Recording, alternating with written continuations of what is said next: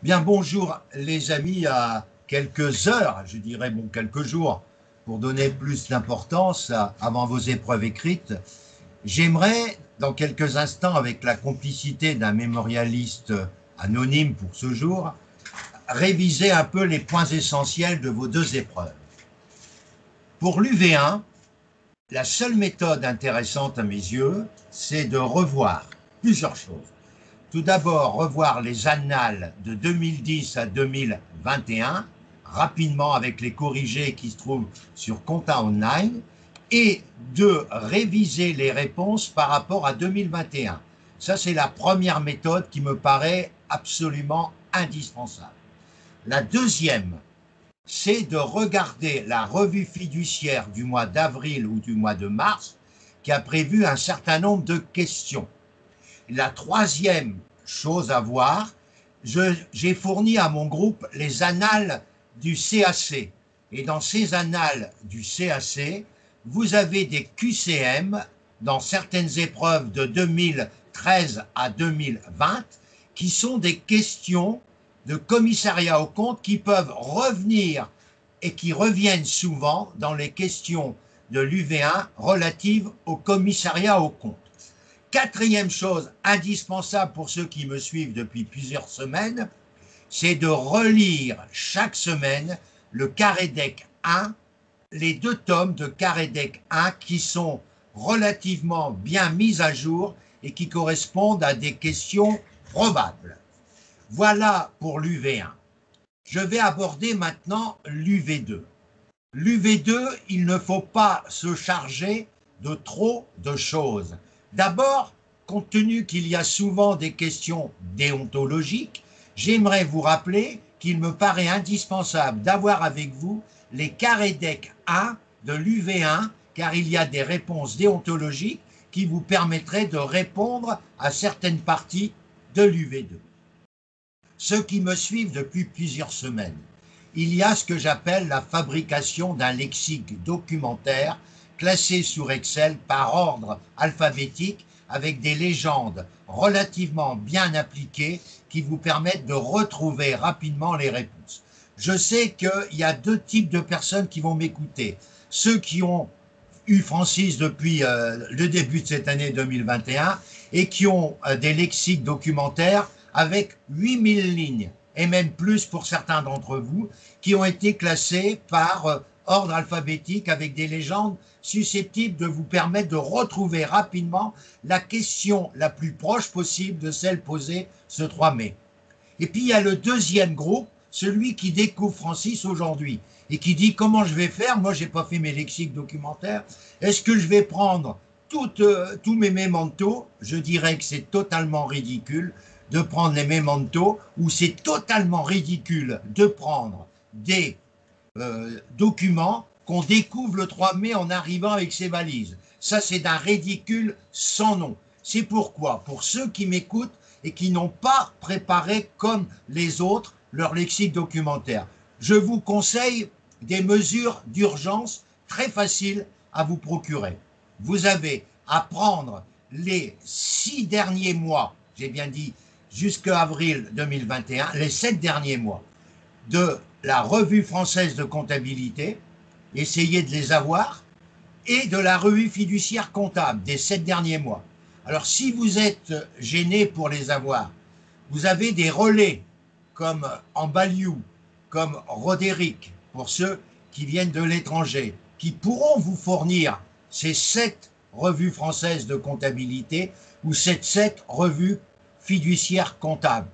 Pour ceux qui ont la possibilité aussi d'avoir par la même, je dirais par les mêmes intermédiaires, l'actuel comptable qui est une lettre quotidienne du lundi au vendredi, qui est présentée par Édition Législative et qui est remarquable.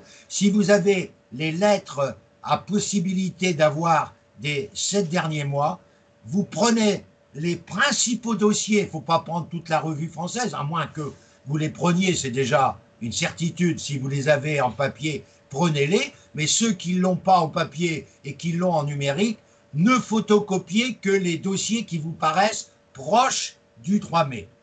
Déjà, rien qu'avec ça, c'est formidable. Autre conseil, c'est le jour de l'examen.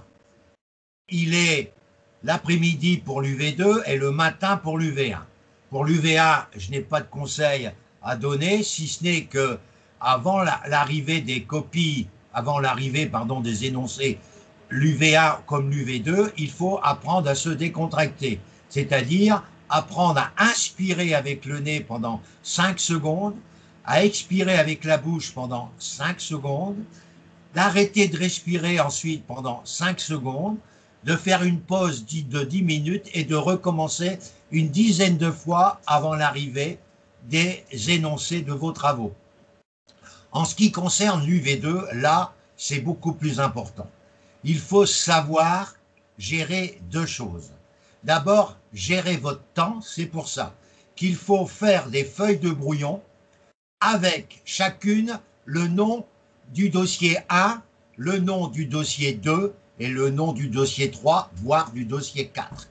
Ensuite, bien marquer, quand on a l'énoncé, bien marquer sur chaque feuille de brouillon le nombre de points pour chaque dossier.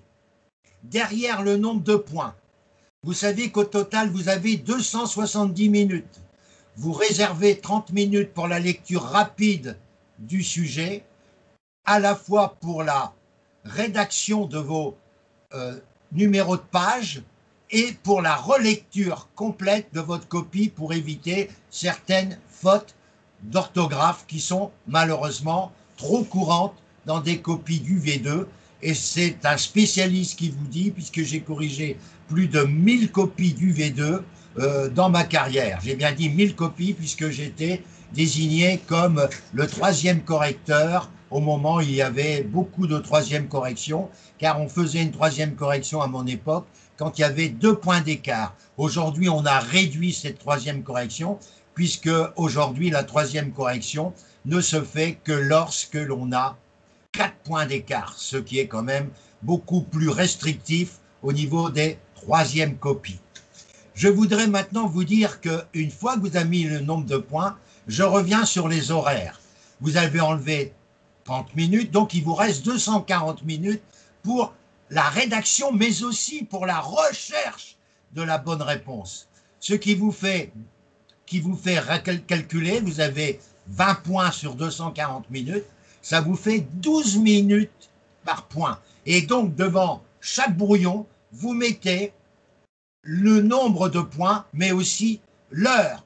Combien que c'est 60 minutes, 72 minutes, 48 minutes, 120 minutes, par rapport au nombre de points. Et ensuite, quand vous avez l'énoncé qui est sous les yeux, vous regardez tout d'abord le thème 1 et vous mettez le mot fort sur votre feuille de brouillon. Et vous, avec votre stabilo boss, vous recherchez les mots-clés du dossier 1. S'il vous dit voir les annexes, c'est pas la peine d'aller les lire tout de suite. Il faut que vous sachiez les mots forts de ce dossier 1. Les mots forts ont été indiqués sur votre feuille de brouillon.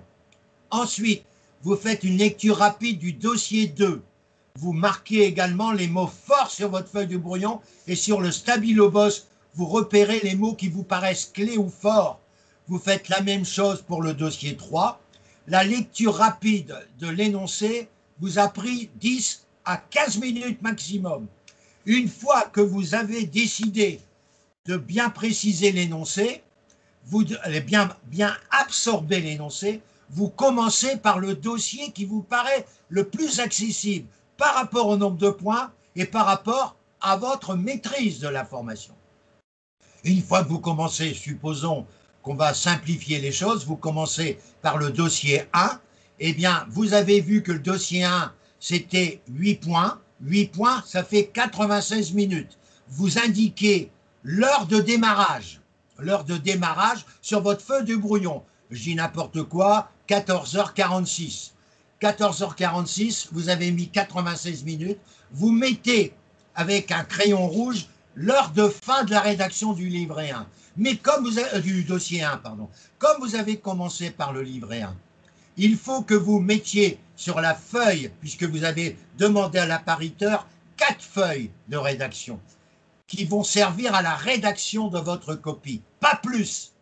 et vous allez mettre sur la première double feuille, vous allez mettre la page 1, la page 2, la page 3, la page 4, parce que vous allez commencer par dossier 1. Mais n'oubliez pas que sur la première page, vous mettez sommaire, qui va se consister à mettre dossier 1, page un tel, à page un tel, dossier 2, page un tel, à page 1, et dossier 3.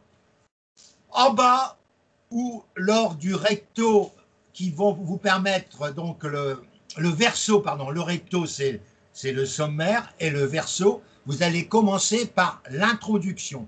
Une introduction qui est un modèle parmi tant d'autres. Madame, monsieur, vous avez bien voulu me confier l'examen de plusieurs dossiers. Compte tenu de l'urgence que vous avez pour répondre à vos demandeurs, je me suis permis de vous présenter une expertise rapide en faisant ressortir les essentiels. Et vous signez le candidat. En dessous de cette mini-introduction, vous avez mis les lexiques des termes techniques ou des termes abréviations. Et ensuite, vous mettez dossier 1 à la page 3 et vous rappelez la première question, vous encadrez la première question et vous développez directement, grâce à quoi? Grâce à vos recherches appliquées à travers, bien sûr, votre lexique documentaire. Le seul document que je souhaite que vous preniez avec vous, en dehors de ce que je viens de vous dire, c'est Memento, audit et compta, parce que là, il y a des éléments impressionnants au niveau du commissariat. Et si vous n'avez pas l'habitude du commissariat, le Memento, il ne faut pas tout rappeler. Hein. Si vous avez 6 pages sur une question de commissariat, il faut être capable de la résumer en une demi-page, c'est-à-dire demi-page de votre copie. On veut des précisions, on ne veut pas du volume. Mettez-vous à la place de l'examinateur. Plus c'est précis, plus c'est court, mieux c'est pour lui. Alors, je vous ai conseillé à mes amis, je vous le redonnerai dans le courriel qui accompagnera cette vidéo, je vous ai donné quelques manuels à l'usage du DCG et du DSCG et non pas des mémentos, etc. Les mémentos sont indispensables quand vous êtes au boulot, mais ils ne sont pas indispensables le 3 mai. Ils sont encombrants parce qu'on ne demande pas que vous recopiez le mémento, on vous demande que vous alliez droit au but. Et droit au but, c'est grâce à la revue française de comptabilité, c'est grâce à la revue fiduciaire comptable, c'est grâce à Actuel Comptable et c'est grâce aussi, éventuellement, mais là, c'est difficile de les obtenir, c'est les pochettes Corroy, qui sont des pochettes relatives aux UV juridiques et aux UV UV1, DSCG et UV4. Si vous ne les avez pas, bah vous faites 100, ce n'est pas un problème. Mais là, quelquefois, il y a des réponses toutes faites dans les pochettes Corroy. Et ensuite, je vous ai conseillé des petits ouvrages que vous pouvez vous procurer auprès des librairies, chez Fouché ou chez Duno, au niveau du droit fiscal, du droit commercial, du droit des sociétés et du droit social. Ce n'est pas la peine parce que grâce à ces petits bouquins, vous avez les réponses essentielles qui sont des réponses pédagogiques effectuées par des spécialistes. Et je voudrais que vous essayiez d'éviter de vous embarrasser de kilos et de kilos de mémentos. Je vous répète, les mémentos sont des outils indispensables pour le boulot d'un expert ou d'un commissaire à la maison, mais là, vous devez aller à l'urgence. Alors, je vais demander à mon mémorialiste anonyme de poursuivre le dialogue à travers ces rapides questions. On t'écoute, Monsieur X.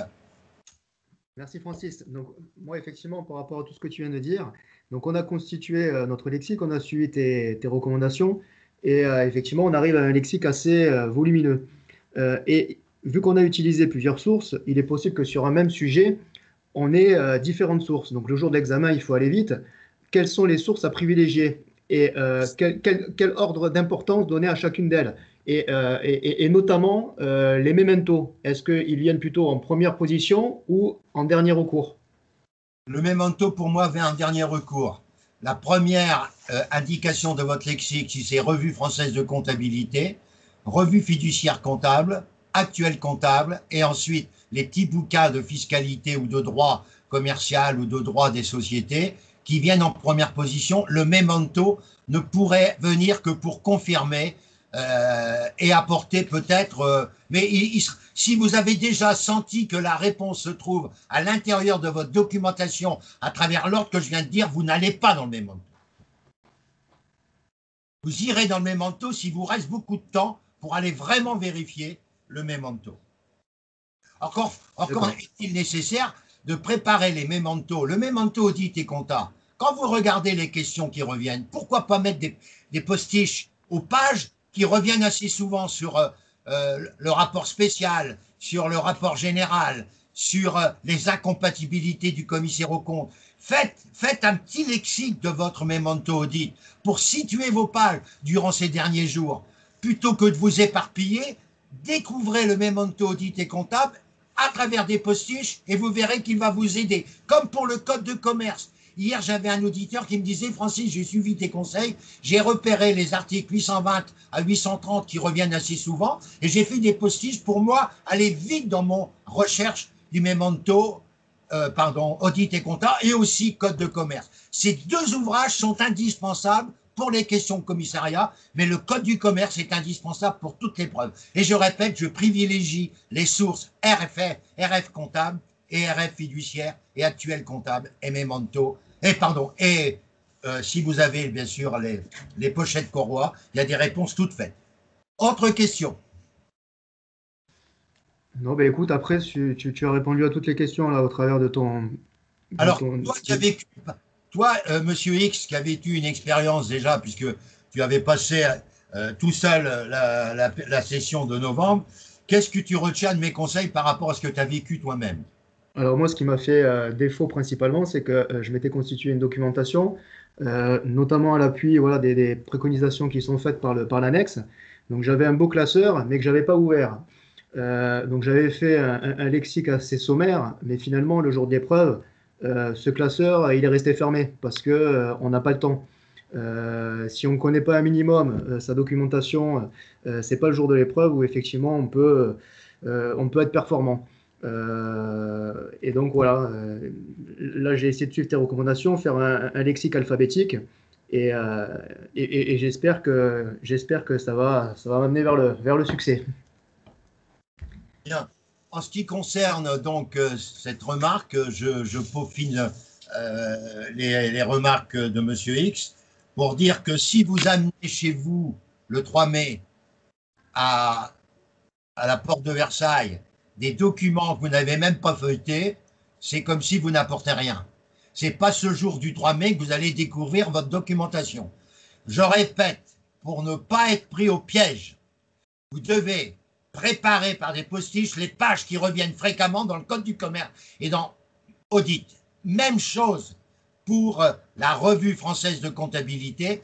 Vous l'avez mis dans votre lexique documentaire. Vous allez voir ce que je vous dis. Il y a des dossiers qui vont être posés ce 3 mai qui seront absolument les mêmes que ceux décrits dans la revue française de comptabilité. Je voulais revenir sur les points forts pour cette session de mai 2021. Je reviens. J'aimerais que vous reveniez sur tout ce qui concerne le monde libéral avec les CEL ARL. Et ça, c'est hyper important. Deuxièmement, que vous ne laissiez pas tomber les établissements publics. Donc, regardez le Conseil supérieur à travers les communications de la Commission Affaires publiques. On vote en 2021, donc il y a les mandats proposés au commissaire aux comptes. Je rappelle aussi avec insistance le problème de Dutreil et des relations Dutreil et des améliorations possibles que vous pourriez évoquer également dans votre copie. Je vous rappelle aussi le problème de la réévaluation libre, dont je vous ai rappelé également récemment à travers la pochette Corroy l'intérêt, mais je vous ai parlé également de la réévaluation prévue, attention, il faut un dossier là-dessus par la loi de finances 2021. Parmi les surprises, j'aimerais que vous regardiez le GIE et le GIEE européen. C'est des questions qui ont déjà été effleurées sans être évoquées. Vous avez vu le monde associatif, vous avez vu le monde agricole, et là, les GIE se développent à travers la SPE également, la Société pluriprofessionnelle d'exercice, que je mettrai en même temps que le GIE. Si vous n'avez pas la SPE dans votre lexique documentaire, vous prenez un risque. Ensuite, j'aimerais que vous reveniez sur les modalités du contrôle fiscal en 2021 à travers les revues et à travers votre propre documentation. Si vous n'avez pas trop de choses pour être prêt le 3 mai, vous faites les nouvelles modalités de contrôle fiscal en 2021. Vous allez avoir par votre recherche Internet un certain nombre de documents. Vous allez faire une fiche contrôle fiscal. Ensuite, j'aimerais aussi revenir à la copie. Il faut que vous remettiez à la fin de votre travail les copies numérotées dans l'ordre des questions posées et non pas faire n'importe quoi comme on voit dans certaines copies qui ne sont pas des copies d'experts futurs mais de candidats apeurés. Et moi, quand j'avais un candidat apeuré, j'avais tendance à être plus sévère. C'est-à-dire quoi, apeuré? Un gars qui commence par l'UV1, pardon, le dossier 1, il n'a pas terminé, il commence par le dossier 2, il a eu une autre idée, donc il met nota bene, il refait à la page 14, il refait complément de l'UV1, donc c'est un véritable labyrinthe. Vous imaginez que vous envoyez un document à un expert comptable qui va explorer votre expertise rapide. Mais s'il ne se retrouve pas, comment voulez-vous qu'il vous juge comme un futur expert comptable? Vous devez vous comporter comme un expert ou un commissaire aux comptes et non pas comme un candidat stressé. Et vous devez éviter les ratures, vous devez gérer votre temps. Il faut tout faire moyennement que faire une partie complète brillamment. Parce que vous n'aurez jamais la moyenne si vous réagissez selon la deuxième possibilité que j'étais en train de vous expliquer. J'allais oublier quelque chose. À la fin de votre composition, à la dernière partie, réservez quelques minutes à la conclusion. Cette conclusion doit être à la fois une synthèse de ce que vous avez rédigé, en rappelant que vous restez à sa disposition pour de plus amples renseignements à celui qui vous a demandé d'analyser plusieurs dossiers, mais que vous dites que tous les dossiers sont en corrélation avec les travaux des commissaires aux comptes et des experts comptables qui vont être les principaux acteurs de la relance à travers la crise pandémique. Et vous appuyez en prenant des citations de monsieur Lionel Canesi que vous allez mettre sur une feuille dans votre lexique, les citations de Lionel Canesi, des citations de Charles-René Tandet, des citations de monsieur Yannick Olivier, des citations de monsieur Boucault, des citations de monsieur Patrick Cambourg, des citations de monsieur Moscovici à propos des établissements publics. Vous allez me dire, mais à quoi ça sert? Ben, ça sert à donner à votre composition une image d'un candidat qui suit l'actualité et qui tient compte de l'appartenance syndicale des différentes personnes signalées, en dehors des personnes politiques qui sont M. Cambourg, qui est un haut fonctionnaire et qui est apolitique, en dehors de M. Moscovici, dont on sait l'appartenance au Parti socialiste. Pour les autres que j'ai cités, M. Jean Boucault, c'est IFEC, M. Yannick Olivier, c'est IFEC, M. Charles-René Tandet, c'est IFEC, M.